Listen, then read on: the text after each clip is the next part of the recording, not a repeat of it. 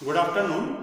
आज हम यहाँ फिजिक्स में संघट कोलिजन पढ़ा रहे हैं। देखते हैं कोलिजन किसे कहते हैं, संघट किसे कहते हैं। संघट का मतलब होता है टकराना, कि जब दो वस्तु की आपस में टक्कर होती है उसे हम क्या कहते हैं, संघट कहते हैं। पर भौतिक विज्ञान में टक्कर या संघट का मतलब ये नहीं है कि दो वस्तुएं या दो कण एक दूसरे से वास्तव में भौतिक रूप से टकराएं। अर्थात टक्कर का मतलब ये नहीं कि एक ये वस्तु और ये वस्तु एक दूसरे को भौतिक रूप से स्पर्श करें तभी टक्कर होगी, ऐसा नहीं है। ऐसा भी संभव है कि दो वस्तुएं एक दूसरे से भौतिक रूप से वास्तव में न टकराएं, परंतु उनके गति के पथ या उनकी गति में परिवर्तन हो जाए, तो ये भी क्या कहलाएगा, टक्कर कहलाएगा। तो टक्कर की परिभाषा या संघट की परिभाषा क्या है, टक्कर को हम संघट कहते हैं कि दो वस्तुओं के बीच अंतःक्रिया की ऐसी घटना कि घटना के बाद वस्तुओं के सापेक्ष वेग और पथ में मात्रात्मक परिवर्तन हो जाए, ऐसी घटना संघट कहलाती है। कि संघट वह घटना है जिसमें वस्तुओं के अंतःक्रिया के कारण, अंतःक्रिया के बाद वस्तुओं के सापेक्ष वेग और पथ में मात्रात्मक परिवर्तन हो जाए, ऐसी घटना संघट कहलाती है। यानी दो वस्तुओं के बीच ऐसी अंतःक्रिया कि अंतःक्रिया के बाद क्या हो, वस्तुओं के सापेक्ष वेग में परिवर्तन हो जाए या उनके पथ में परिवर्तन हो जाए, तो इस प्रकार की घटना संघट कहलाती है। जैसे कि कोई खिलाड़ी बैट से बॉल पे हिट करता है, तो उस दौरान क्या होता है, जब हम बैट से बॉल पे हिट करते हैं तो उस दौरान बैट के द्वारा बॉल पर बल लगता है और बॉल के द्वारा भी बैट पे उतना ही बल विपरीत दिशा में लगता है और बहुत कम समय के लिए दोनों एक दूसरे के संपर्क में आते हैं। तो बैट और बॉल की टक्कर ये क्या है, ये संघट है। ये दोनों बैट और बॉल वास्तव में एक दूसरे से के भौतिक संपर्क में आए और संपर्क में आने के बाद यानी अंतःक्रिया होने के बाद इनके गति की दिशा में परिवर्तन हुआ, इनके पथ में परिवर्तन हो गया। पहले बॉल आगे की ओर जा रही थी, जब बैट ने इस पे हिट किया तो तब बॉल के गति का जो पथ है वो परिवर्तित हो गया है। ठीक है, तो संघट में क्या होता है, संघट में वस्तुओं की अंतःक्रिया के बाद वस्तुओं के पथ में परिवर्तन हो जाता है और उनके सापेक्ष वेग में भी परिवर्तन हो जाता है।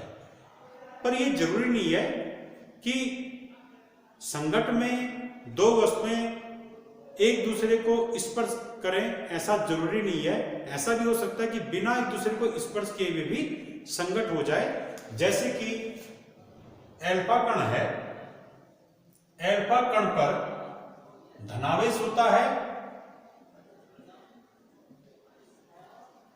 और नाभिक है, नाभिक पर भी क्या होता है, नाभिक पर भी धनावेश होता है।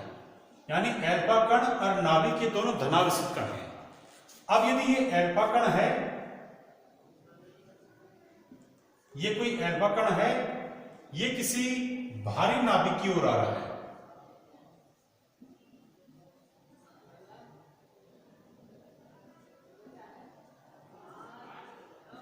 तो यदि कोई एल्फा कण भारी नाभिक की ओर आ रहा है तो ये नाभिक पे धनावेश है, ये धनावेशित नाभिक इस धनावेशित एल्फा कण को क्या करेगा, प्रतिकर्षित करेगा।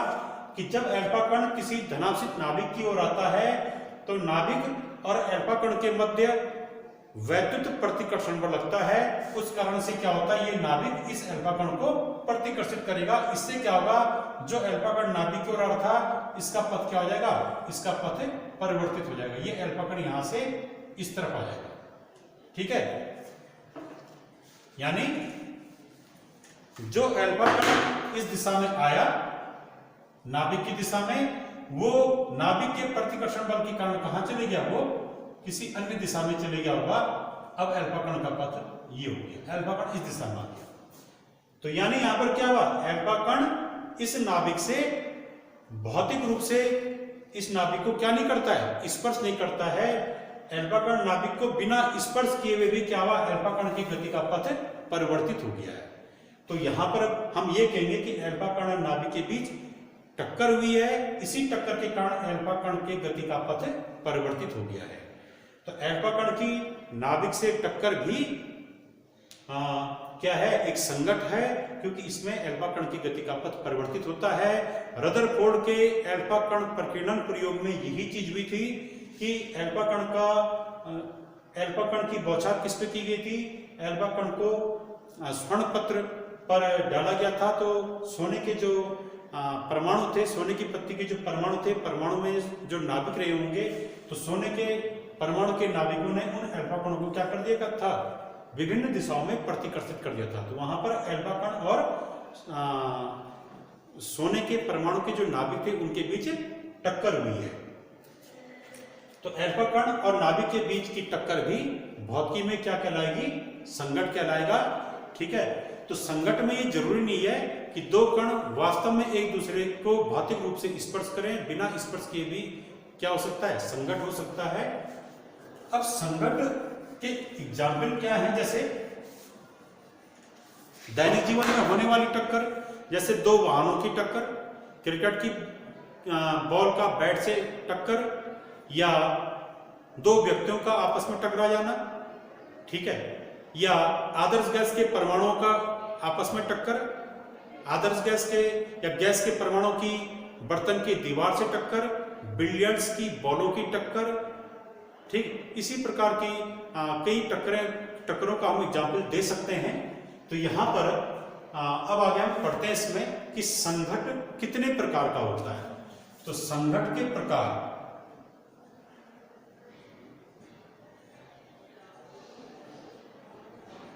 संघट के प्रकार,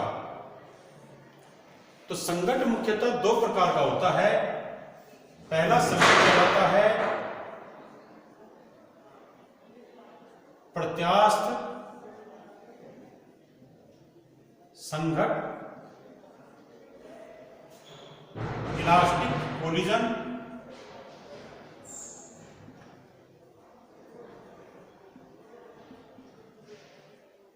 और दूसरा संघट कहलाता है अप्रत्यास्थ संघट, अप्रत्यास्थ संघट इन इलास्टिक कोलिजन। तो प्रत्यास्थ संघट किसे कहेंगे, पहले तो एक चीज ध्यान रखनी है कि संघट के दौरान, चाहे कोई भी संघट है, प्रत्यास्थ है अप्रत्यास्थ, संघट के दौरान जब दो वस्तुओं की आपस में टक्कर होती है तो उनके संवेग संरक्षित रहते हैं। यानी टक्कर से पहले का संवेग बराबर टक्कर के बाद का संवेग, वहां पर संवेग संरक्षण का नियम पूर्णतः लागू होता है। अब प्रत्यास्थ संघट पे आते हैं। तो प्रत्यास्थ संघट वह संघट है जिसमें कि दो वस्तुओं की टक्कर के दौरान वस्तुओं के बीच संरक्षी बल कार्य करता है और टक्कर के दौरान संवेग एवं गतिज ऊर्जा अचल रहती है। क्या क्या प्रत्यास्थ संघट में क्या होगा कि कणों के बीच जो बल कार्य करेगा वो बल होगा संरक्षी बल। ऐसी टक्कर जिसमें कणों के बीच संरक्षी बल कार्य करे,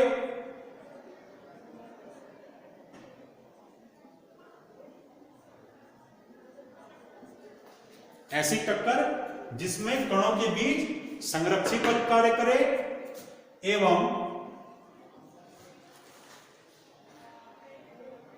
संवेग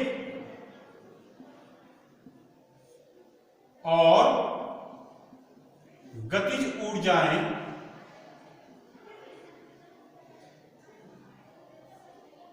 अचल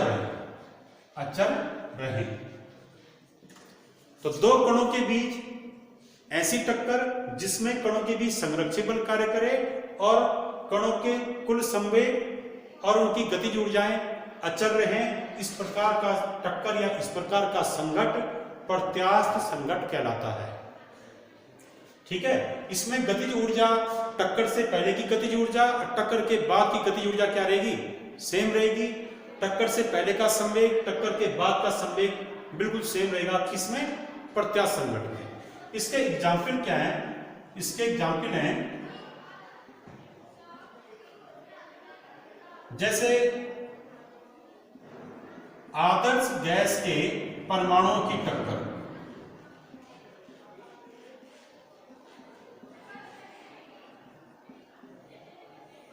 आदर्श गैस के परमाणुओं की टक्कर, टक्कर का मतलब संघट होता है।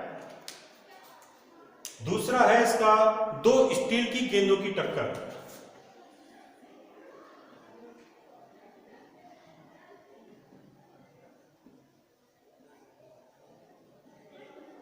ऐसे कई और भी हो सकते हैं। बिलियर्ड्स की गेंदों की टक्कर,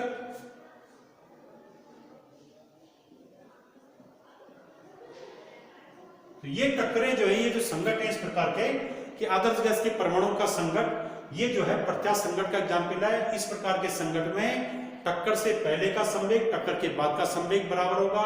टक्कर से पहले कणों की कुल गतिज ऊर्जा और टक्कर के बाद कणों की कुल गतिज ऊर्जा बराबर होगी, ये चेंज नहीं होगी, और कणों के बीच संरक्षी बल कार्य कर रहा होगा। अब जो है दूसरे प्रकार का संघट,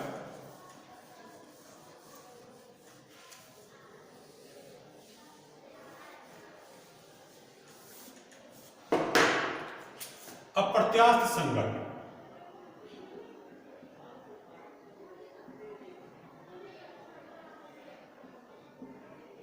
अप्रत्यास्थ संघट, inelastic collision, inelastic collision. तो इसकी परिभाषा क्या है कि ऐसा संघट जिसमें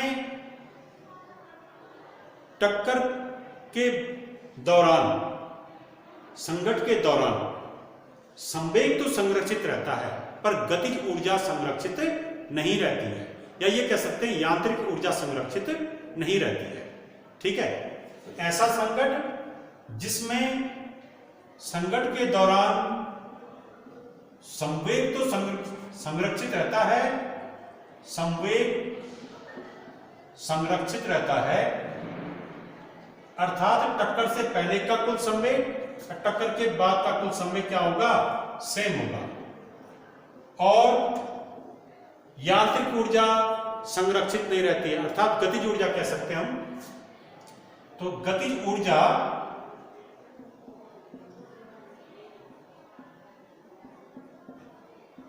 संरक्षित नहीं रहती है। अप्रत्यास्थ संघट में टक्कर के बाद की गतिज ऊर्जा और टक्कर के पहले की गतिज ऊर्जा बराबर नहीं होगी, टक्कर के पहले की गतिज ऊर्जा ज्यादा, टक्कर के बाद की गतिज ऊर्जा कम। ठीक है, और तीसरी चीज, एक विशेषता और है इसकी, ऊर्जा संरक्षित रहती है। ध्यान रहे, यांत्रिक ऊर्जा संरक्षित नहीं रहती पर कुल ऊर्जा संरक्षित रहती है,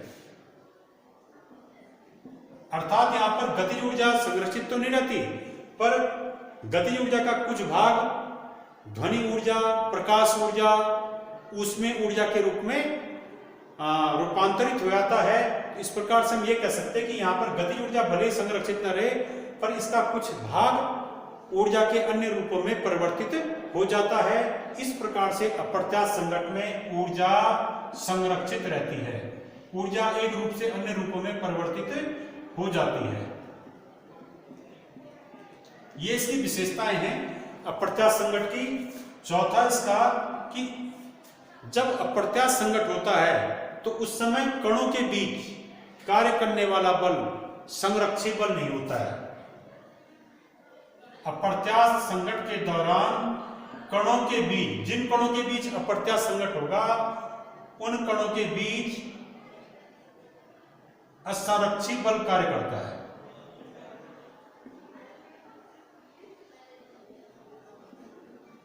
या ये कह दो कि संरक्षी बल कार्य नहीं करता है, असंरक्षी बल कार्य करता है।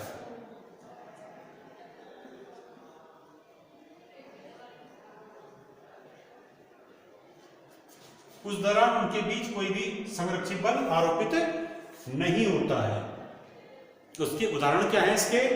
तो अप्रत्यास्थ संकट के उदाहरण हैं कि दैनिक जीवन में जो भी टक्कर हम देखते हैं वो सभी टक्कर अप्रत्यास्थ संकट है। इस संकट में क्या होगा, अप्रत्यास्थ संकट में, कि पूर्ण अप्रत्यास्थ संकट में वस्तुएं एकदम टकराकर एक दूसरे से चिपक जाएंगे। ठीक है, तो पहले मैं अप्रत्यास्थ संकट के एग्जाम्पल बता रहा हूं। इसके एग्जाम्पल क्या क्या हैं? तो इसके एग्जाम्पल हैं जैसे गोली का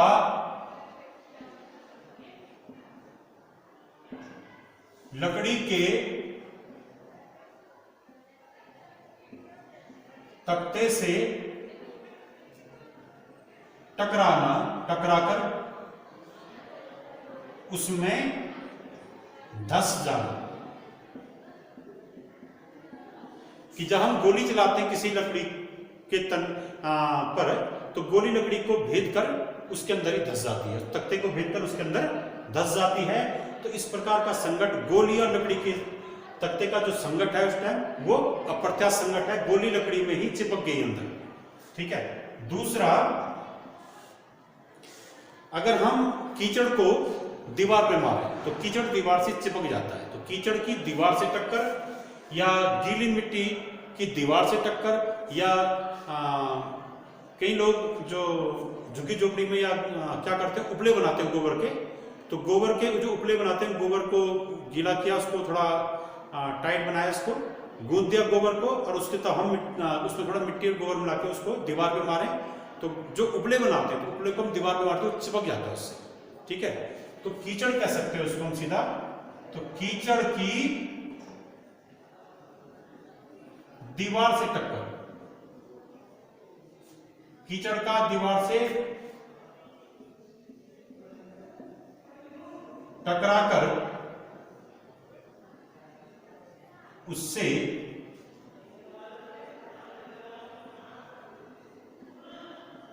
चिपक जाना। ये क्या है? ये जो है अप्रत्यास्थ संकट के उदाहरण हैं। तो ये जो है पूर्ण अप्रत्यास्थ संकट का एग्जाम्पल है। पूर्ण अप्रत्यास्थ संकट में क्या होगा, दो वस्तुएं एक दूसरे टकराकर बिल्कुल एक दूसरे से चिपक जाएंगे। तो आज हमने यहाँ पर संकट पढ़ा, संकट के प्रकार पढ़े और इनके एग्जाम्पल पढ़े क्या क्या होते हैं। इसके अगले वीडियो में हम जो है इसके लिए डेरिवेशन करेंगे कि जब दो वस्तुएं एक दूसरे से संकट करती हैं तो संकट के बाद उनके वेग क्या क्या हो जाते हैं, इस बारे में पढ़ेंगे। Thank you.